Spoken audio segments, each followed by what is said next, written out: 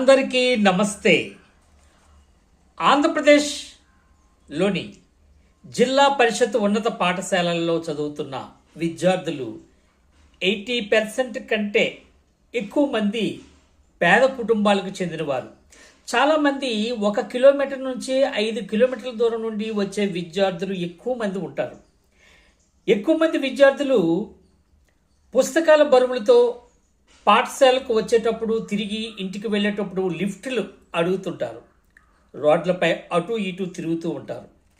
తెలియని వారి బైకులు, 2 లేదా 3 పిల్లలు ఎక్కడం, ఆటోలు లేదా లగేజ్ వ్యాన్లు ఎక్కి నిలబడటం లేదా అంచును కూర్చోవడం, ఇవన్నీ ప్రమాదకర పరిస్థితులు.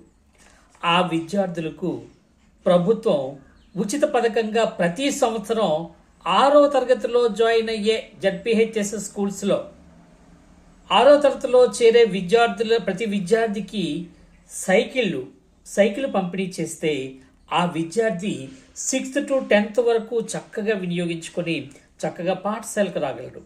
పాఠశాలలో సైకిల్ రోడ్డుపై తొక్కేటప్పుడు తీసుకోవలసిన జాగ్రత్తలు చెబుతారు. రోడ్డుపై నడవలేక లిఫ్టులకై వేచి ఉండి ప్రమాదకర స్థితిలో ప్రయాణించే బాధల నుండి విద్యార్థులను విముక్తి చేయుటకు 6వ తరగతి విద్యార్థులకు ఉచిత సైకిళ్ల పంపిణీ చేయుట ప్రభుత్వానికి మంచి పేరు. అడ్మిషన్లు పెరగకున్నా